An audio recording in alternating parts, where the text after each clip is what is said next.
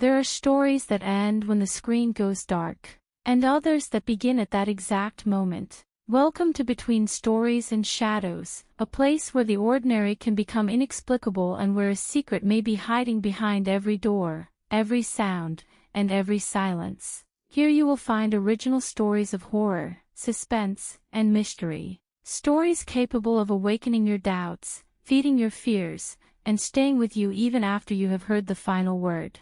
Some stories will seem impossible, others may feel far too familiar. And perhaps, as you listen, you will begin to wonder whether something similar could happen to you. If you enjoy stories that keep you in suspense and mysteries that remain in your mind when night falls, subscribe and turn on notifications so you never miss a story. Find a quiet place, dim the lights, and listen carefully. Because when you enter Between Stories and Shadows, you never know what might be listening with you. Today's story is titled, Don't Work Late. What I am about to tell you is not something I witnessed myself. Even so, it shocked me when I heard it during one of the many meetings we held in that bank building. The place was already somewhat old, but it was incredible. I loved going there to work. Almost all our meetings took place early in the morning. We would finish before lunchtime and then return to our company's office, since we were not bank employees. We were only working with them on a project.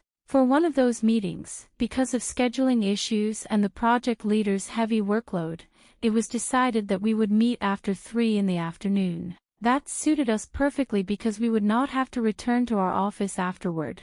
We could go straight home. Unfortunately, the meeting lasted much longer than expected. There were many issues and problems to resolve. The project leader lost track of time, but when he noticed that it was already past 6, he said it would be best to review everything still pending at the next meeting because it was getting late. My coworkers and I went directly home, but the project leader stayed a little longer to finish several reports he needed to submit before leaving. He put on his headphones to avoid distractions and eventually completed them. When he finally raised his head, stretched, and tried to release some of the tension from his long day, he realized he was completely alone. He removed his headphones and placed them in a drawer instead of leaving them on the desk. While the reports were being attached to the email, he began packing his things so he could leave as soon as the message was sent. He was focused on what he was doing when he heard noises in the hallway just outside the office.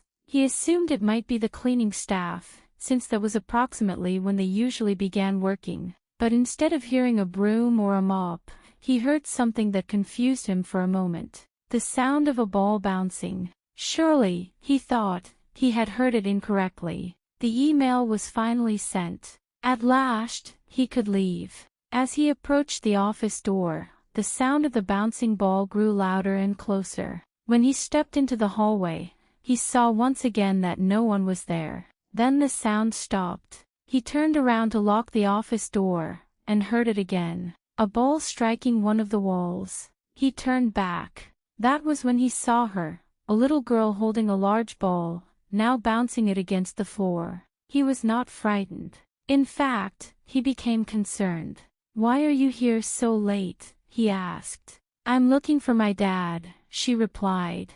"I can't find him. He always works late." He was confused. Perhaps she was the daughter of one of the employees. He was about to ask who her father was when she spoke again. "Do you want to play with me?" He politely declined, but told her he could help find her father or mother. He looked away for only a second, hoping to see someone else nearby. When he looked back, the girl was gone. As he searched for her, he heard something that froze his blood. Laughter. It was not the laughter of such a young child.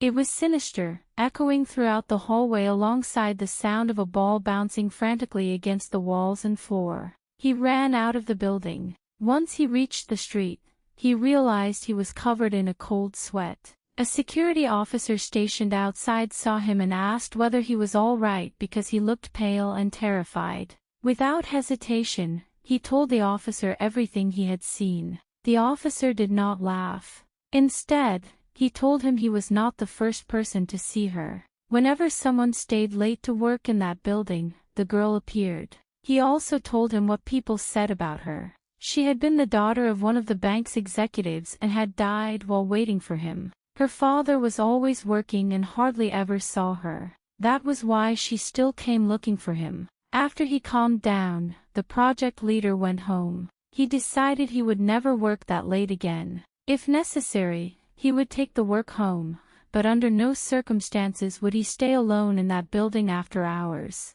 He told us what had happened during one of our later meetings. He genuinely looked terrified as he recounted it. Even though I had not been there with him, I believed his story. Now, without exception, all of us leave precisely when the workday ends. No one wants to hear, just behind them, the sound of a little girl bouncing her ball.